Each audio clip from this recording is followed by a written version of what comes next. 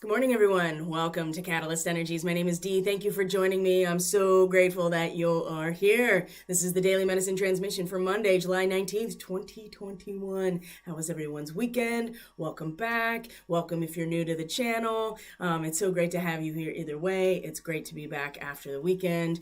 If you did not catch it on social media, I did post the weekend's astrology and kind of a very brief overview of what to expect leading up to this week's full moon, which is on the 23rd. The moon will be at 2 degrees Aquarius. The sun will be in Leo. Oh boy.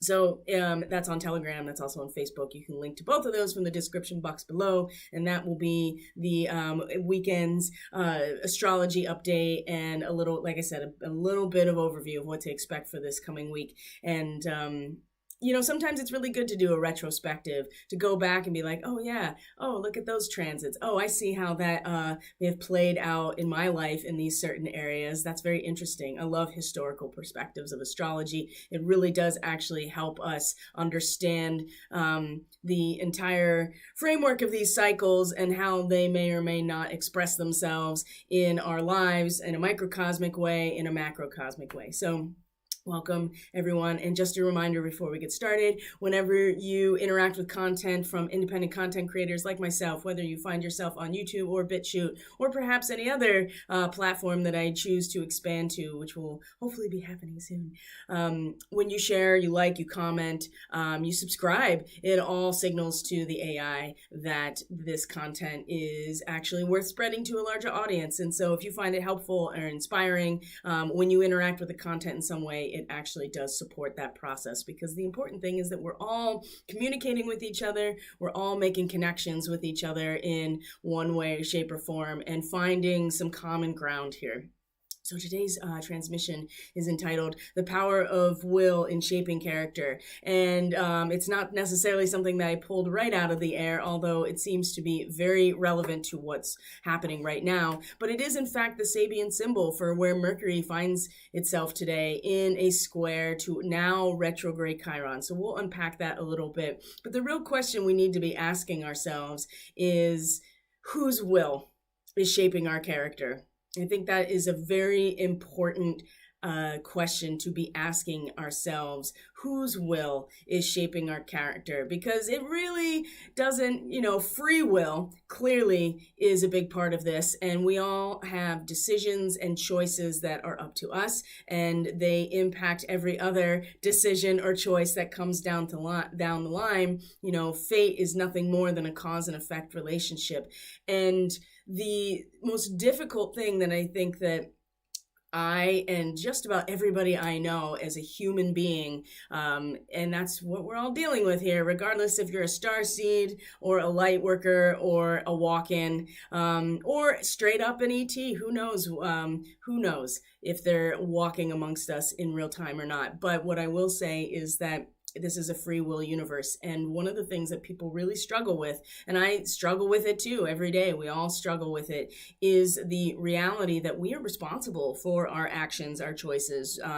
Even if we felt that those decisions and actions and choices were made under false pretenses, under the guise of assisting us, when really it was under the real banner of deceiving us and being delusional. We still have to live with the consequences of our actions, our choices, despite the potential that the circumstances that we made those decisions under were not, the fullest extent of the truth, or we have been, the veil has been pulled over and we haven't seen things clearly. We don't really have that excuse anymore, do we? Now that Neptune has been retrograde and will continue to be retrograde at least until the fall, and now that Chiron is retrograde, we really don't have any more valid excuses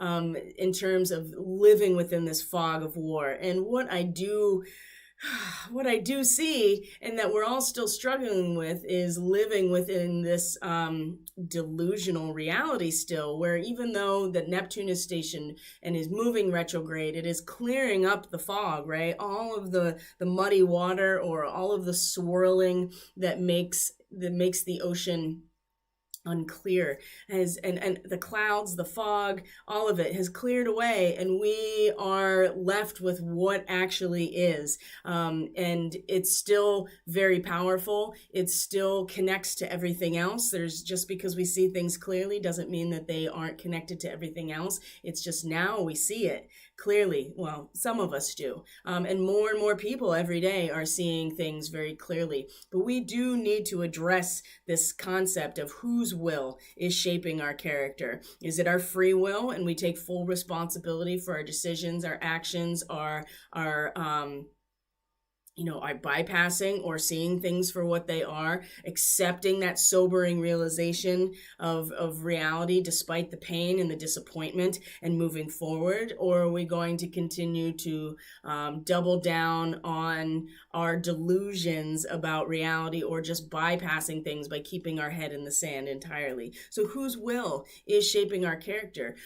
Is our own ego will. With Venus and Mars in Leo, it's got, they're they're in the last decan now. So it really, what is moving through you in terms of your passion or your lust is really determined by your focus of that energy. Is it for the highest purpose? Is it for God's will, right? The divine source will. Are we surrendering to that will and allowing it to move and work through us? That is the highest version of Leo and that Kundalini energy releasing.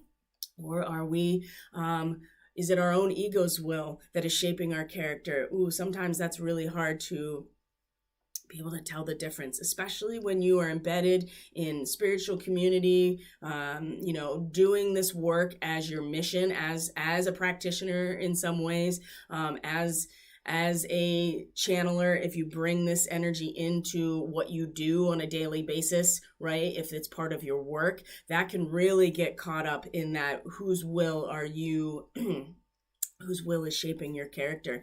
It's very easy to get caught in that trap. It's a conversation that has never seemingly ended in some communities. And, the concept of the means justify the ends is something we should really, really consider very strongly about whose will that is. Because regardless of the will, it will shape our character. And the square to Chiron today, now that it is retrograde, like I said, there's no more excuses. Like, we are going to be taking a very sharp and decisive look at these wounds and these victim narratives that keep this wound festering, that we can't seem to let go of when it comes to our actualization of self, our ambition, our drive to be, right? All of those Aries type of energies, right? The seed point from which everything grows. If we can't even get past, that, everything else, it kind of doesn't matter where everything else falls if we are not addressing the causes of these wounds in the seed point to begin with. So, whose will is shaping our character? We have to be very clear with ourselves and be real with ourselves about this. And this is not going to happen just in one day, but based on what I am seeing, we have our moon still in Scorpio today, is going to finish her transit of Scorpio today and move into Sagittarius. Antares is coming back into the picture with the moon in Sagittarius. That means the moon is going to cross zodiacal, right? Tropical Western astrology. The moon is going to cross over fixed star Antares tomorrow, right? Today into tomorrow. And so this heart of the Scorpion is going to sting very much again. And it's going to be a personalized experience with the moon in Sagittarius, in the ability to adapt to our surroundings, the ability to feel what's going on. It'll be a very sharp sting. And we're going to see in the reading today that the heart of things is this really sobering realization that comes from this sting and the disappointment that is an inevitable experience when you go into the dark Scorpio realms, when you have to look into the face of your own shadow and accept it for what it is, and all of the things that came along with it, that it can be very disappointing. And it can be, and a moon in Scorpio is nothing to, it's nothing to necessarily under, what's the word I'm looking for? We need to take it seriously, because a moon in Scorpio can lead you into some very dark places that you can't pull yourself out of if you don't see things for what they are. And this requires a sense that is beyond just our vision, because in the realm of Scorpio, it is all feeling, and it is deep, dark water. And still waters definitely do run deep. And the real challenge here is to get into that realm without being destroyed by it, and see things for what they are, and allow these feelings to move through you. There's nothing wrong with disappointment. There's nothing wrong with feeling the sobering realization of being deluded, right? And accepting that how you've allowed yourself to get to this point to begin with, and then taking the initiative to do something about it. So we know deep down the people we need to walk away from, these institutions we need to step away from, the influencers that we need to stop giving our energy to, whatever it is. We know what it is deep down. So this is a great segue, actually. Let's just get right into the reading, because it really spelled it out. So I hope everybody's had a good weekend, felt refreshed, whatever was going on for you. With the moon in Libra, and we'll get more into the astrology for a minute. I think we should really look at this imagery here. So I'm going to check in with the stream real quick, make sure everything is going well. Okay. All right, so as if we are chronologically this is literally picking up where we left off on Friday, or Thursday, excuse me. Friday there was no transmission. This is in fact picking up where we left off. If you remember on Thursday's transmission, what we saw was the outcome was the Magician reversed. And so now we see, as just so perfectly lined up in this progression here, outside of us, right? This horizontal axis is about, what's happening in real time, what's happening expressed outside of us, and then the vertical axis is meant to represent our own energetic polarity, our spine, right? Just like in the astrological chart, the 4th and 10th house cusp is the spine of the chart, and it represents where we draw our power from personally, and how we then engage institutionally with our power, right? What gives us institutional power, our public persona, that's the top of the chart. And this axis here represents something similar in an intuitive way, which is that it is the axis of our own power, our energetic resonance, and it does have an impact on what then comes as an outcome. And as we see here, we have the Magician represented by Mercury here, reversed, and the Prince of Swords, the heir of air, also reversed, and right in the center is our disappointment. So we are really now, especially after last week, that we got the full extent of what's going on in Maricopa County in Arizona, and what is actually happening and not happening there. It's starting to make its way to the surface of the collective unconscious. And so, but there's usually you don't come to a sense of awareness or understanding, or that 6 of Cups, right? That pleasure from coming through, without the very disappointing, deep, painful, emotional experience of loss, right? And so, of course, this is going to come through, like I said, in many different ways, and this is a collective reading. So as just seamlessly from last week, as our causal factor, we still have the Magician reversed. And so in and of itself, the Magus, or the Magician, represents the symbol for idea of manifestation. It all comes from the logos, the word, the expression of an idea. From there is where we manifest through, having a space, which is the High Priestess, the space in which to create within. And so the Magician is all of the potential to manifest and create. It's a symbol that represents that it's really riding the light beams. I mean, you could see it literally reflected in this card, just Mercury or Hermes riding the beam of light.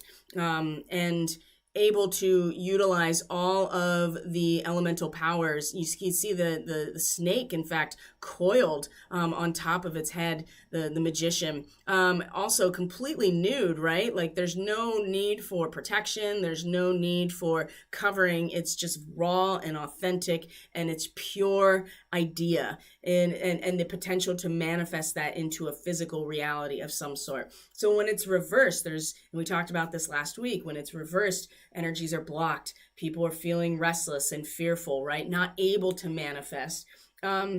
An abuse of energy, that's a big one too, that comes up with a dark magician, with the magician reversed. And so it's oftentimes, in general, people react to situations rather than acting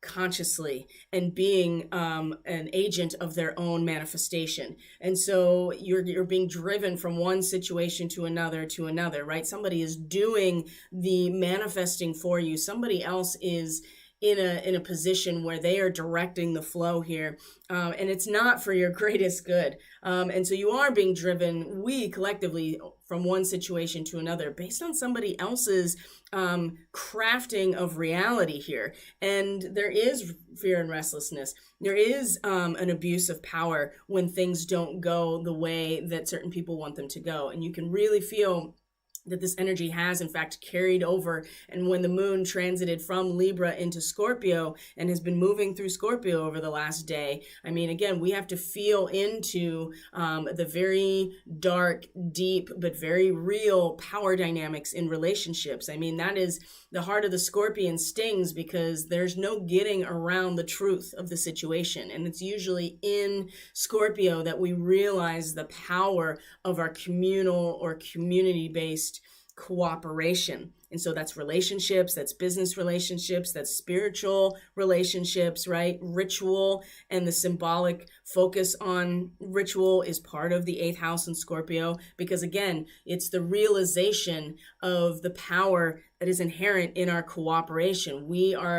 What we create together is more powerful than what each of us individually could do on our own, right? And so when you see that and your intention behind it is to do harm, to satisfy the ego, right? If that 5th house in Leo is did not move on to a healthy 6th house where you really reconstitute yourself, by the time you get here, you're already utilizing this energy to manipulate and get what you want. And it all starts with this, really inverted magician energy of Mercury. But this is where Mercury is today too, in conjunction with Sirius, is going to be squaring Chiron. Whose will is shaping our character?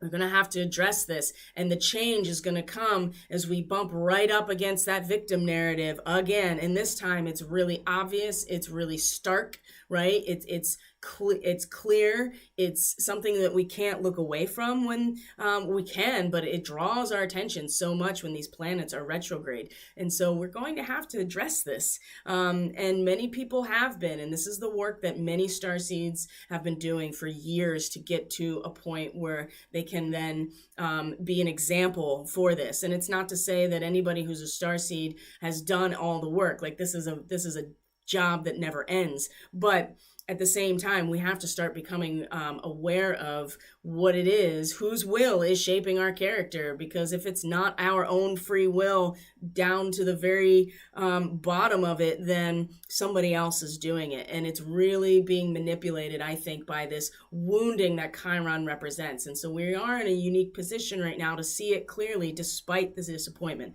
So we have this causal situation just connecting from last week where this dark magician, this blocked energy, and this restlessness leads to an abuse of energy. And then we come into the heart of the moment here with our disappointment, the 5 of Cups, the dreaded 5 of Cups, Mars in Scorpio. Mars is the co-ruler of Scorpio. So in some ways, it's when we push that hard to get to the bottom of something, we are inevitably going to see the darkness of it. There's no way around that. And there's pain, there's sadness, there is delusion or disillusion. I think that's really the right term, disillusion, because it is a sobering realization of the underlying dynamics in our relationship, any kind of relationship.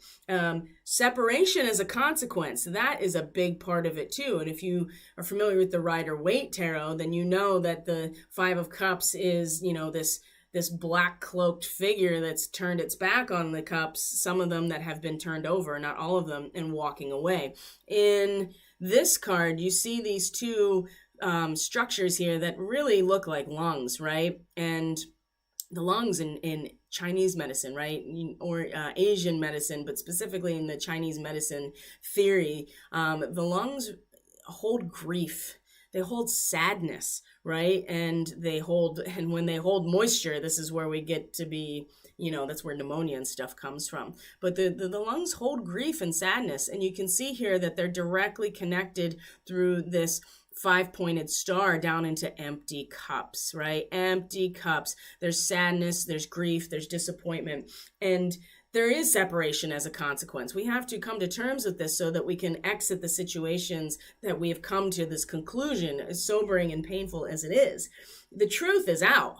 This is what this means. It's like when you get down to the bottom of it, there's no turning away. Well, you can turn away in ignorance or in bypassing. But if you choose to face this and utilize Mars as the warrior that it represents, you can see very clearly the realization of the deception. And here it is at the heart of the matter today. So regardless of what it is that you feel or you're experiencing this level of deception, just know that it's part of the sobering process to come out of it. Like, we have to do this. And again, Mercury in square to Chiron, whose will is shaping our character right now? Because if it's the will of our ego, if it's the will of someone else that we is pressuring us, right? If it's the will of somebody who is, at the heart of things, very narcissistic. And again, Mars and Venus in Leo, if it was not, when Venus comes into Virgo this week, it will shift, right? She will then get very down to business about being of service, really valuing that journey. And so if that Leo energy and that really strong passion and creative expression hasn't been utilized, and certainly when they came together, if that was not an activation of a sacred union for the will of divine source as opposed to our ego will, then when Venus comes into Virgo, it's going to be, people are really going to have some issues in their material lives, what they value, and their relationships, because then it's time to get down to business. And Venus is going to embody the priestesses, and Vesta has moved into Libra now. Okay, so we're getting into the astrology, and I do want to get into that, but it's important that we unpack a lot of this imagery as well. So we know at the heart here is this disappointment, right? The sobering realization of deception, and the inevitable conclusion that we come to when we go into the very depth of the power inherent in relationships and the deception, and with the moon coming over Antares either today or tomorrow, probably tomorrow as far as I can tell, late tonight, early tomorrow. And we're going to be feeling the sting.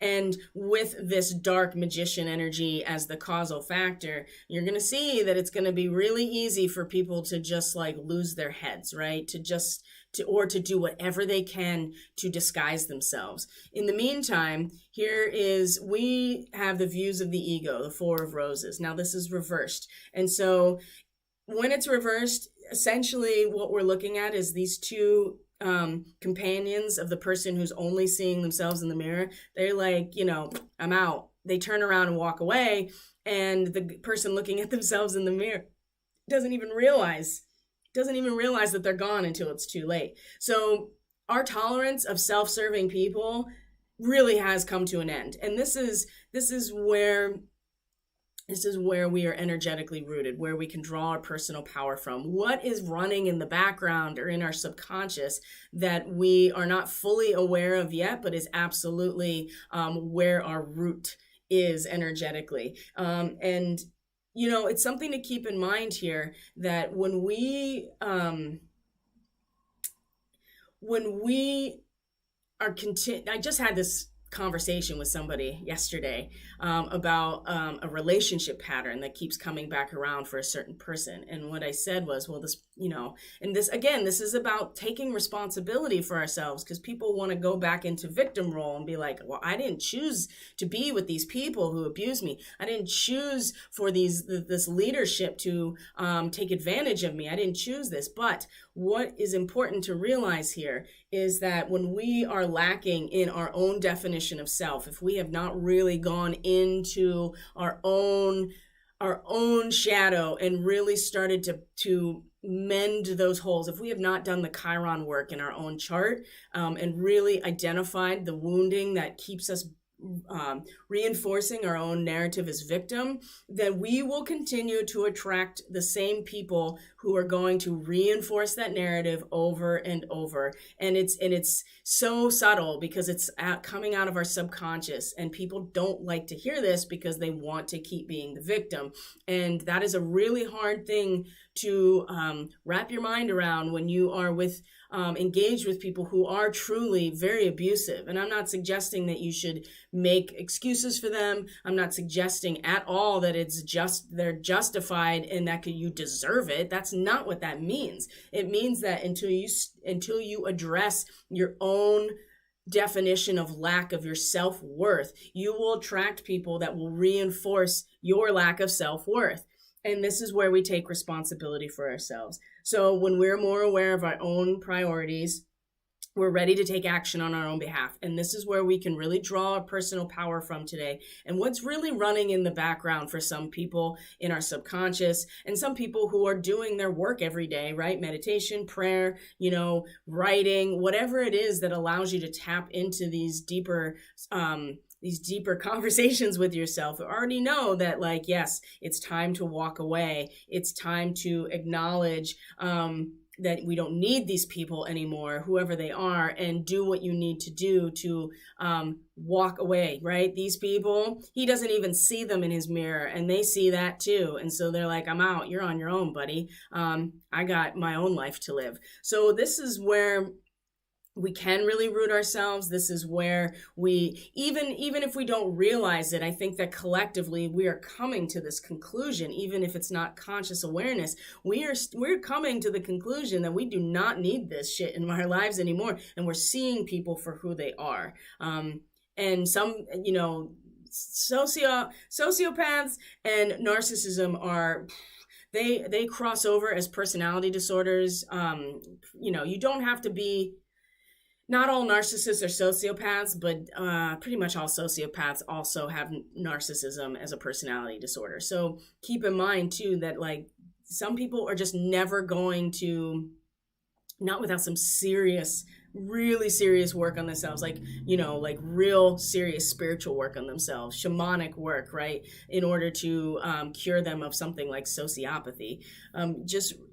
We're coming to terms with how many people we're surrounded with in our personal lives and out in the macrocosm are fulfilling this, and it's time to just walk away from it. And if that's not bypassing either, because you have to address how you bring these people into your life consistently if you find yourself in that position. But I think collectively we are moving towards this, and it's not something that's necessarily come to the surface yet. Now, what is in our conscious awareness is Archangel Michael, right? This is a channel of divine power coming down. Now, this is going to connect to the astrology just as much, because this is the archangel that's connected to the fixed star Aldebaran in opposition to Antares, which is where the lunar nodal axis is. And so this is the North Node right here, Archangel Michael coming in, a channel of divine power, lifts our energy up. It allows our courage to grow and trust our instincts and our convictions, right? When we can do that, then we can be lifted up by what this represents: courage, power, lifting our energy, right? You can see in this picture that the flaming heart, right? This is a well aspected Leo energy with the flaming heart that is of service, right? To those who need to be lifted, right? The children, for instance. This is what Archangel Michael is standing for. And the fact that it's at the top top of this chart, right? Where our conscious attention is, allowing this endowment to come in. Whose will is shaping our character right now? Is it divine will? Is it this passion to be of service and to lift not only ourselves, but others up? Or is it our ego? Is it somebody else's will? Are we in total denial? Are we in hypnosis or in a trance based on somebody else's will being, I mean, that is the dark magician right there, right? And Aldebaran is, success through integrity, right? And that is the north node of the moon is where we are being pulled in order to evolve on a soul level. And so we want to really embrace this energy in our conscious awareness, allow our energy to move through this archetype as we move through our day, okay? Because what is there to, even with all of this here, what to expect when the Prince of Swords is reversed is, when it's upright, this is the purest manifestation of mind and intellect. This is us as people embodying the purest air quality, which is, again, mind and intellect. But you can see here that there's all these little mini-me's pulling the chariot, right? It's the ideas that are really just an extension of the ego. And so this individual is full of plans and ideas, right? All the time. And when it's reversed, it's really easy for this individual or us to become unstable, unreliable, moody. I mean, you can really see this progression in and of itself with a dark magician facing this really strong disappointment and then just kind of like all over the place. One second. Thank you. So when it's reversed, like I said, very unstable. There's no other elemental aspects that'll help balance this out. And the thing that's really important to understand about this is that using of the intelligence to bypass ourselves, right? To trick ourselves. And this, and when the Prince of Swords is reversed, this is a master of disguise for this sake of cheating, right?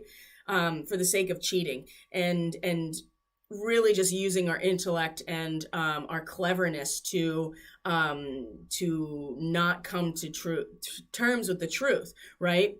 And when we walk away from people, when we set boundaries for ourselves with the people or the situations or the institutions in our life that are really just looking at their own gratification or utilizing their own ego to see themselves, when we walk away from these people, when we start to address our own self-worth and how the fractures in that have allowed these situations to continue to manifest, when we tap into this endowment from an archetype like Archangel Michael, which is about the lifting of the spirit, the courage, to trust your convictions and to really lift those up that are needing it, and to have the flaming heart through, as the will of divine will, even with all of that stuff embedded here. The reality is that's still going to throw people off of their center, and they are going to scramble, literally scramble in their minds, in their communications, in the way that they use their intellect in order to not have to face the sobering realization of this disappointment, whatever it is. And so even it's really about standing in our own power, right? How is your toroidal field? How is your aura? Because this is what repels that which, you wanted to repel, that which wants to come in and corrupt and destroy you. But even in the face of all of that, you can see that where things are likely going to head is this like scrambling in order to compensate for this disappointment, when there has been a real push to use these manifestation powers for to abuse power and to fulfill the will of ego or evil, for that matter. I mean, evil can really just be broken down into a very simple concept, which is betraying yourself, your divine self, for material satisfaction. And that is, that goes in layers and layers and layers and layers deep. So where can we find some guidance here if we're struggling with this? Now, I'm going to be very blunt here. If you are struggling with walking away, if you are struggling with coming to terms with some of these people, institutions, influencers, whatever, in your life, if you're holding on to these old ways because you can't bear to walk away from someone who gives no shits about you, really, and that goes from, like I said, microcosm to macro. If you keep holding on to this, you are holding yourself back from your initiation into your full sovereign nature. You think that it's a safety net by staying in these it's comfortability, right? You think it's a safety net, but really it's just a wet blanket. And you may be still stuck. They might even be gone and you're still stuck on their loss, and you still keep playing it over and over and just doing all the dances that the Prince of Swords in this situation is going to do with the mind in order to justify it or to make sense or keep thinking about it over and over and over. You have to confront whatever it is that's keeping you from evolving so that you can, in fact, actually fully, in a sovereign way, in free will, walk away from these situations and people that really don't see you at all as part of the picture. And if we continue, this is a collective reading, if we continue to, carry water for these people, we are holding ourselves back. And I see this a lot in a lot of different places. People still haven't really figured it out yet. And especially people who put themselves in positions or identify themselves as in positions on being on the leading edge of this awakening process. It is really, you have to do this work, and it has to be layer after layer after layer. And what I see is that a lot of people are, especially with Chiron now, a lot of people are not necessarily, they're going to have to look at it. They're going to have to look at it so that they can step into this initiation process. And part of that too, we have the elk. I mean, it spells it out pretty clearly. Stand tall and maintain your dignity no matter what. And others will treat you with the respect that you deserve. It's spelled out pretty clearly, right? If you stand tall, literally stand tall, get your spine upright, let the power flow through you, lift your chest a little bit, lift your chin, right? Don't fold over on yourself. Even in the face of attacks, because they're just going to get worse, right? I mean, I see this a lot in certain Telegram chats rooms that I'm part of, is that it's a very intentional strategy to come in and break people down, right? And people are like, just be nicer. Why aren't you nicer? And people are just so horrible and mean. It's like, you're going to have to start bucking up, literally, like the elk. You think they're going to fold over every time they're challenged? No, we have to really, and that doesn't mean attack people. Don't give in to their shit, but we have to start bucking up a little bit here. And if we want people to treat us with respect, then we have to stand in our dignity. And that means, again, walking away and not tolerating people who don't see us in their vision of themselves and their life. Okay, so we have to stand tall, because if we don't, then we are missing our opportunity for ascension. Right? Essentially, we are missing that opportunity if we don't stand tall. Now, the zebra here is letting us know to let go of our fear and that we're safe and protected. With Archangel Michael, that's a really good sign that divine will and source, if we allow it to move through us, if we're open to it and surrender ourselves to this will of divine source, right? At the highest level, we're naturally protected. I mean, look at the zebra. They're naturally camouflaged for their environment. Just something to think about. Like, we don't have to make it so, there's not, it's not, I think we overthink it too much, right? Give it over to divine source. That doesn't mean be complacent. That means that you are protected. When you act out of your own integrity, like really, and then your success is assured. It may not look the way you think it should look at first, but again, whose will is shaping your character? We have to be very honest with ourselves about this. And what's interesting here about up in the air again, trust is the only way right now. And we have to acknowledge that this up in the air is part of the bigger picture. Something else to look at, just some synchronicity here, is 18. So 1 + 8 is 9. Archangel Michael is 9. So we have some connection here too about being up in the air, trusting what's happening. Know that not all the pieces have come together quite yet, but that doesn't mean that we don't acknowledge our own integrity, that we don't move forward with our own integrity, and that we don't trust our convictions and know that we're safe and protected. It's just that not all the pieces of the puzzle necessarily have fit quite in yet, and that's us, right? Not everybody has woken up and become the embodiment of their highest potential.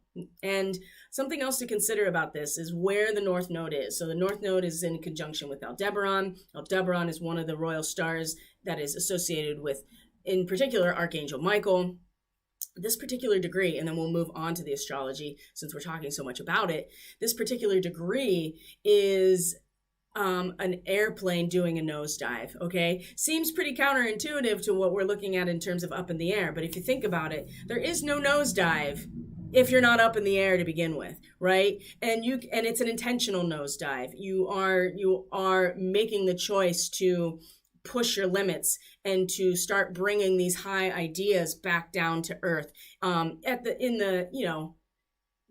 the face of potential danger. Right? We understand that what we're doing is working, we're working against our own nature when we do this nosedive in some ways. And we have to be up in the air in order for that to even happen in the first place. So there's something to be said for allowing ourselves to kind of float up here in this hot air balloon for a minute while we gather our strength, gather our courage, allow the divine power to move through us. And so when it's time to actually take that nosedive that the North Node is representing right now, we are fully prepared. We know exactly why we're doing it. We are skilled. We are masterful.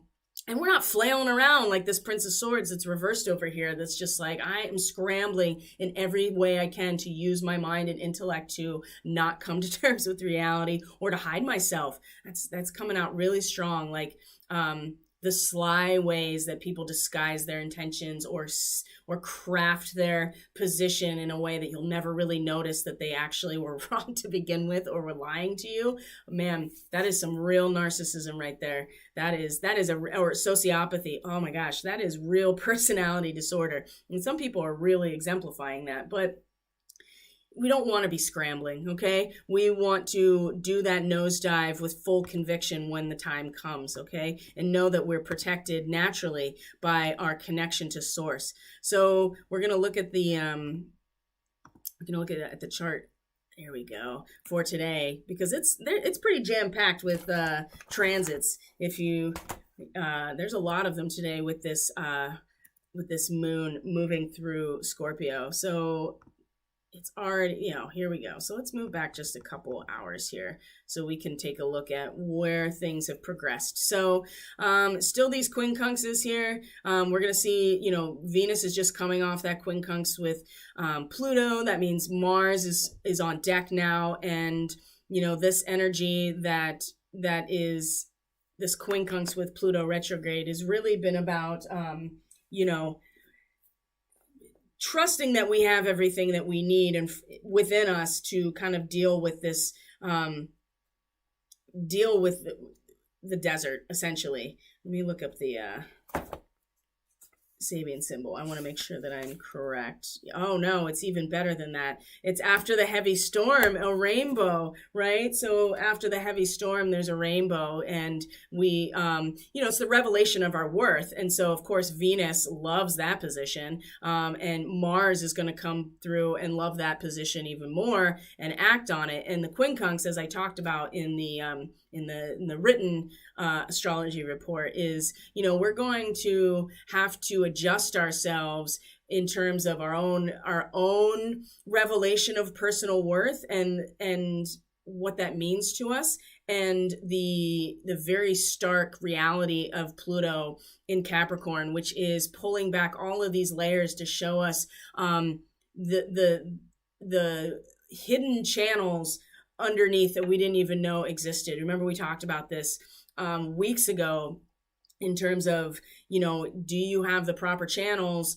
underneath the basement to make sure that the water is flowing through, and that you are, that it's flowing through, and that you aren't going to risk flooding or damage, or just be caught by surprise when you realize there's a whole stream, there's a whole water system that is flowing so deep, so much deeper than you could have ever imagined, and that it could be the catalyst of our own collective transformation, but only if we come to terms with that. And the adjustment is going, because there's so much, like, the late Leo, boy, oh boy, it is really, it is very regal. It's very sovereign. It is very royal, right? We're getting close to Regulus now. And so again, one of the royal stars, in conjunction with,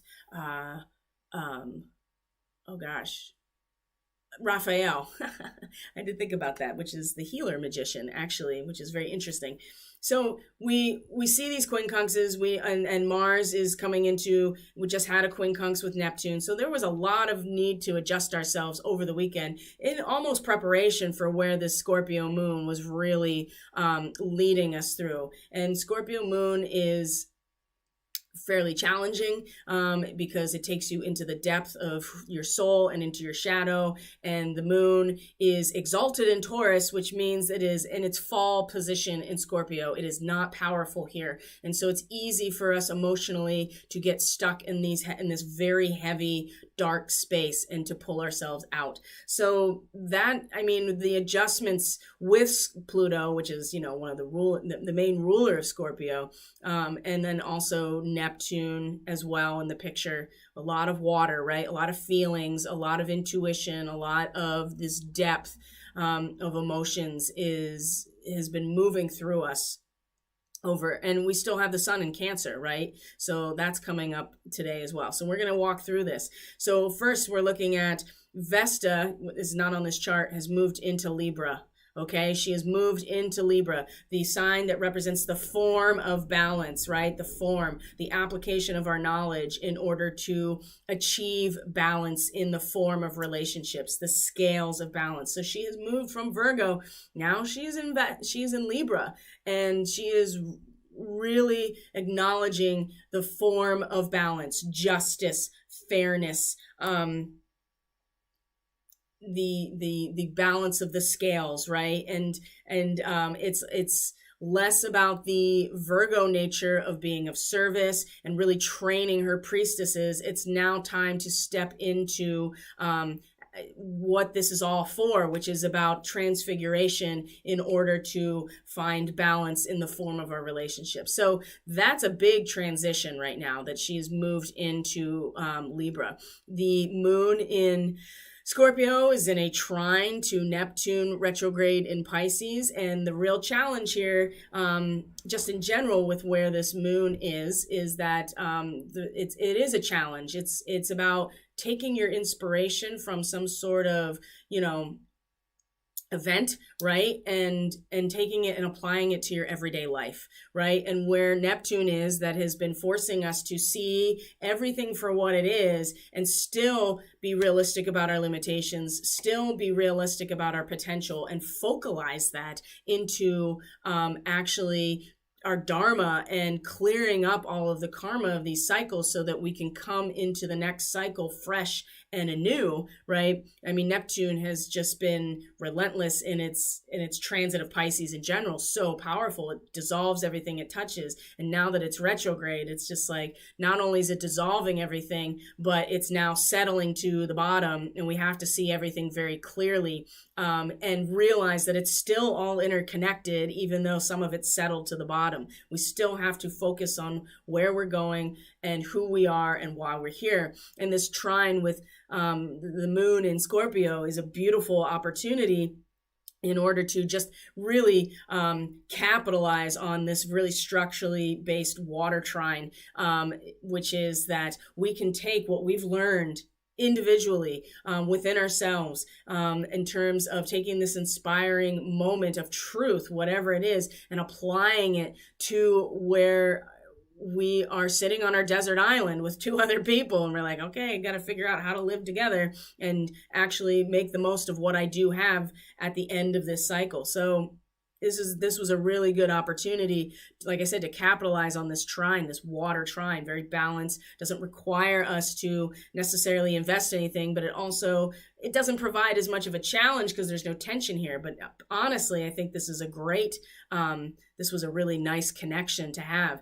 From here, then the moon comes in, it's in the same degrees in a square to Mars, though, at the very same time. And Mars at 24 degrees Leo is, again, interior focalization of our energy and consciousness at the expense of everything else outside of us. This is where the square is, because we cannot continue necessarily to be so focused on just ourselves and our own inner spiritual attainment that we forget everything outside of us. And with Scorpio, it's impossible to forget everything outside of us, because it is, in fact, everything about our relationship to it's about our relationship to everything outside of us, either people, situations, communities, whatever.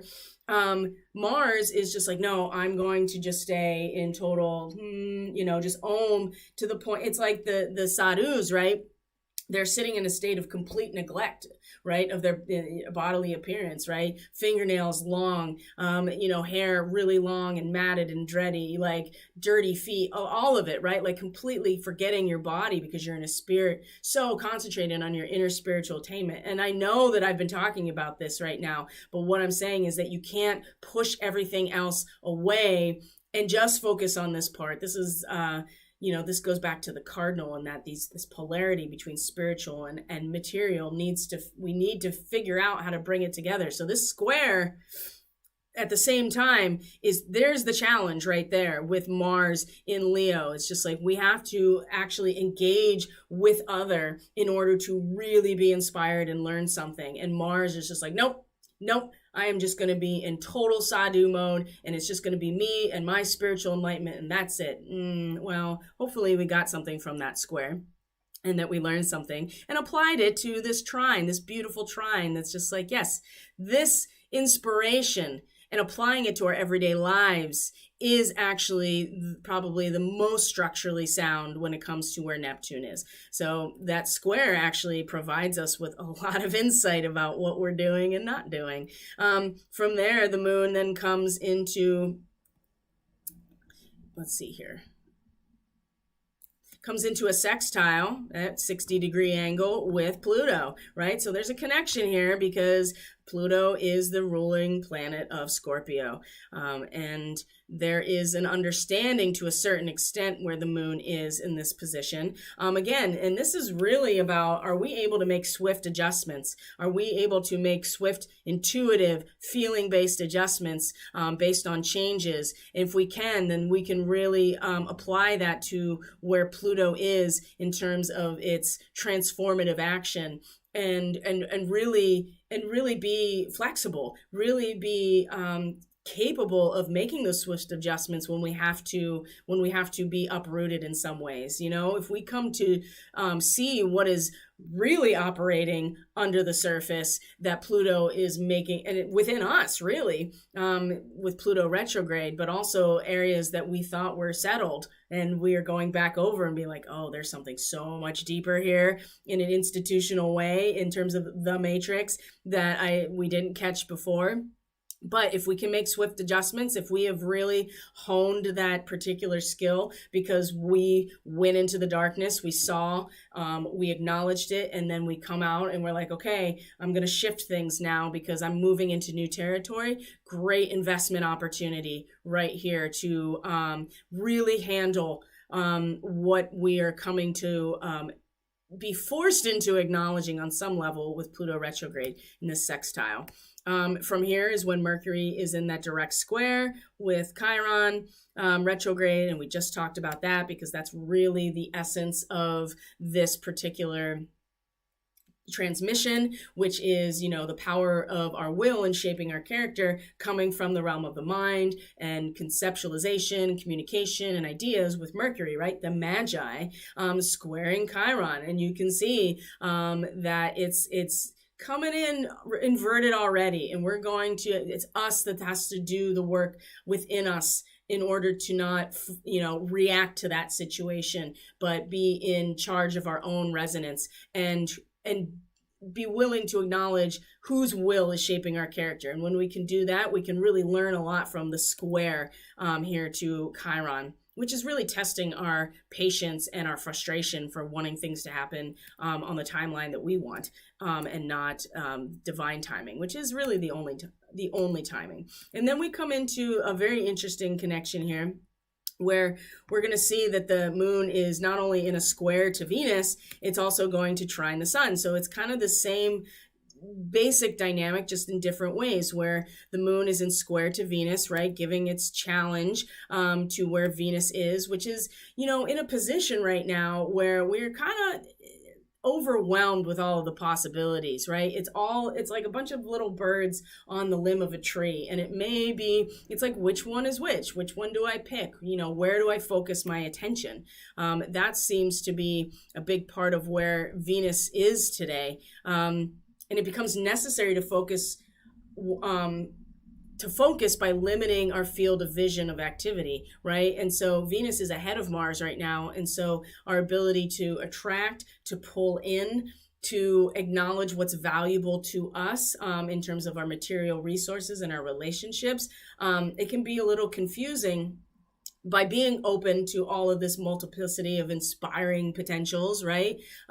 We eventually have to limit our field of vision so that we don't get distracted or overwhelmed with all of the possibilities, especially as more information comes to the surface, especially as more blood comes to the surface, right? As the heart keeps pumping through us, we have to acknowledge that there are always multiple possibilities, and we get to choose, right? We get to choose our focus.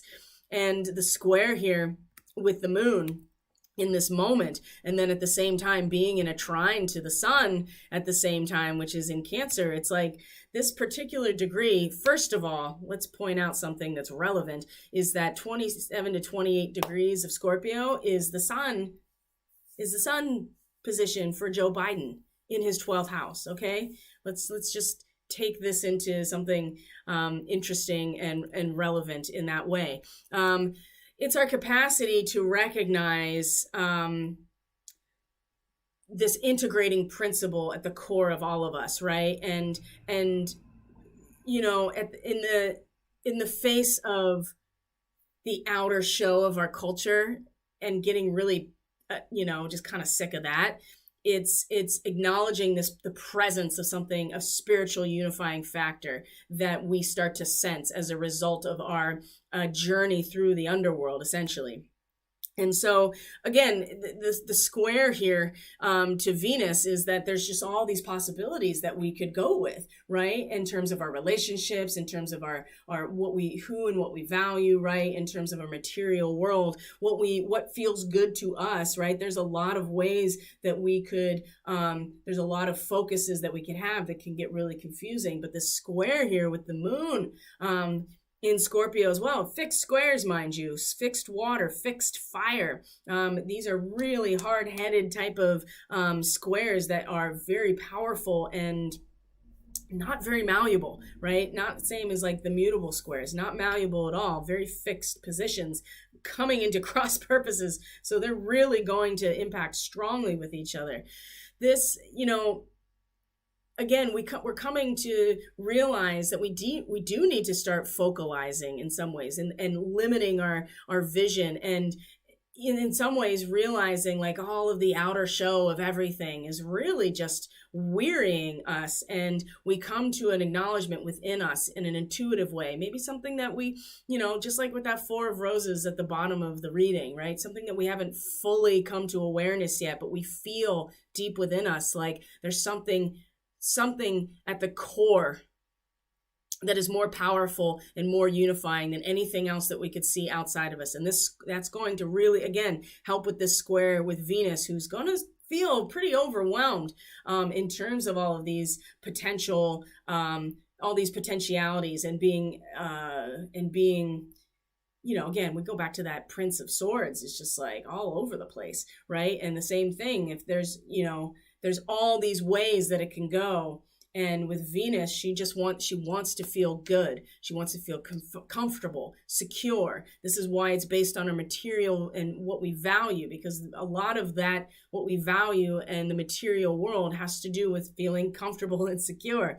And when there's too many options here, it can be really confusing. So again, pulling ourselves emotionally and intuitively back into this place of the unifying factor at the real core of everything, rather than what is being told to us from the outside. This square is going to really show us a lot of that today as well. And at the same time, like I said, in a trine to the sun in Cancer. And again, this is a water trine. And so same thing when it was in a trine with Neptune, now it's in the sun in Cancer, right? The blossoming of our identity, the full expression of who we are in terms of our family, familial matrix, where we feel safe and secure emotionally, where our character develops, which is in the Cancer position. It's about returning to nature, right? Returning back to a natural type of environment. And that's not necessarily literally. It's more like an inner rebirth, right? Through a total acceptance of these natural values, or these primordial values, or these original values that are manifest in nature, right? You have an inner rebirth by accepting these values. And again, this trine to the moon at this position is beautiful. It gives us a real opportunity to activate and for these two aspects to support each other as we are having to also contend with this fixed fire of Leo getting to the end and really coming to full culmination. And sometimes it's overwhelming because there's so many ways we could go. And it's not until Venus comes into Virgo that she's going to start buckling down and getting down to brass tacks about what is valuable to her, how she can be of service in her relationships, how that she can really cultivate value for ourselves. Venus is about value. So beautiful trine with the moon and the sun, water trine today as well. There's a lot of these playing off of each other in terms of our emotions versus this fiery passion that can easily burn out of control if we are not careful. And what else is happening? There was one more transit I really wanted to draw attention to. Mostly it's just that the moon then moves into Sagittarius today. This is in the afternoon, early evening, evening time, depending on where you are in the world. The moon moves into and immediately comes into a mutable square with Jupiter retrograde. Okay, so the thing about this is that it's not quite a mutual reception, but almost, in that Jupiter is the ruling planet of Sagittarius, and the moon, it's pretty comfy in Pisces. There's a connection with the moon, our internal waters, and the ocean, right? The moon is responsible for managing the tides of the ocean. So there's a connection that even though there's this mutable square, the fact that it's mutable and malleable really, really works in our favor if we see it that way, and we can really gain something from this situation for as much as it might be kind of spinning off, right, when they come in to meet cross purposes. Because Jupiter now, in its first degree of Pisces,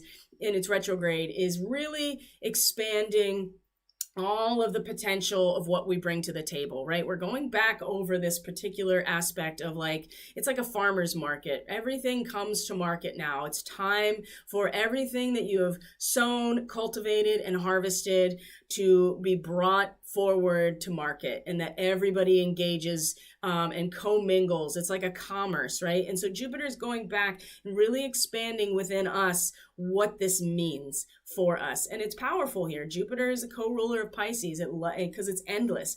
It's endless expansion. And so again, it's going back and expanding this space within us of all of the potential we can draw from each other, right? And remember, Jupiter is the defender of our collective values. So when the moon comes into Sagittarius and reaffirms the value of our struggle as a society, as a collective, within collective values, or the truth, right? When this moon comes in and we feel this awakening, this reawakening, this affirmation within us, right? Of the struggle for our freedom, the struggle for these collective beliefs, and the struggle for this truth to be the truth that it brings us all together. When this square happens, right, there's something that we can learn from, each can learn from the other in some ways. Whereas the moon will be like, yes, I feel this fire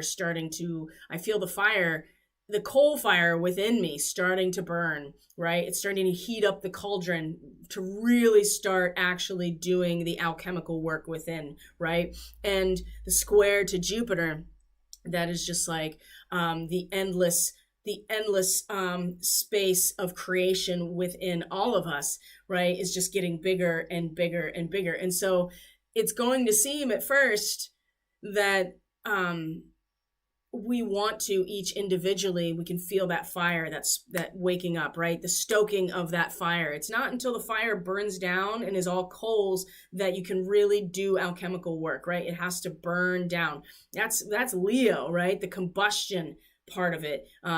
Aries is the spark. Leo is the burning of the fire. Sagittarius is when the fire gets so hot that it burns down to coals, and then we really start cooking. It's going to feel at first, we're going to feel the cauldron starting to boil within us, right? And we're like, yes, it's go time.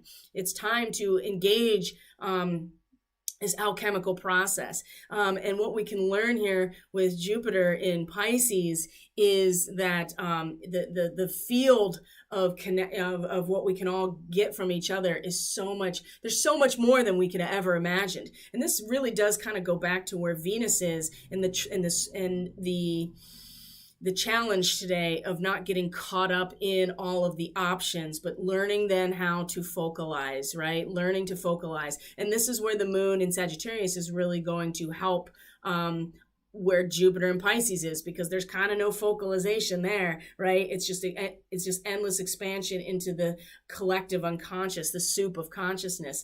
The moon, at least, is bringing it back to our own internal waters and being like, yes, let's start honing in on where we want to be. Let's start honing in on what we're bringing to market. What are we going to bring? What are we going to offer? What does it have? What kind of value does it have to the entire collective? And we do need to kind of get the cauldron bubbling, right? And that's what this moon in Sagittarius is really going to help with, rather than just endlessly dissipating into the collective, because that's really the thing about Pisces energy, is that the downside of it is the martyr complex and just totally losing all of your boundaries and even an escapism and addiction, right? Because you can't really find your center. You can't find where you end and other people begin. And so the best way to medicate yourself from that situation and how it feels is to go through your addiction. So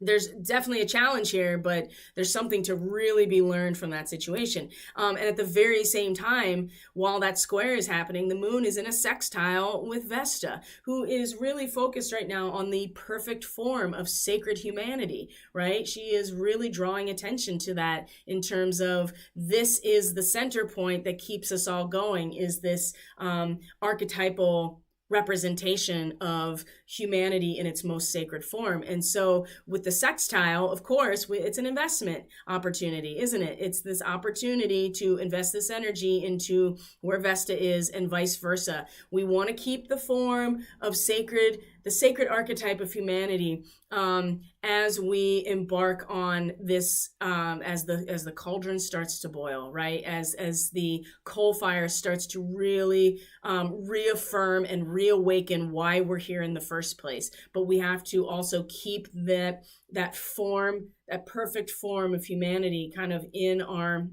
awareness as the center of what keeps us going, right? We don't want to get on one side or the other. It's supposed to be a perfect balance. And so again, we can invest these things, Libra and Sagittarius, right? Air and fire, in order to focus on what we're here to do together, right? It's really easy to get caught up in what we're each individually here to do. And like I said, Venus and Mars, it really depended on what was activated with their union. Was it based off divine will, sacred union, or was it based on your own ego's will or somebody else's will, kind of dictating where you are meant to really direct your passion and your fire of expression. So interesting day today, that's for sure. I think we'll leave it there for today. It's good to see everybody on here this morning. It's good to be back, just to give you a sense of what's going on in my life. Everything is so far so good. I'm going to be going to see my father here after I'm done with this transmission. He is still in the hospital, hopefully to be discharged soon, but things went as well as they could. And even though there were some hiccups and some delays in the surgery, so far so good. And he's recovering well. I mean, as well as he could, considering what he is going through. So,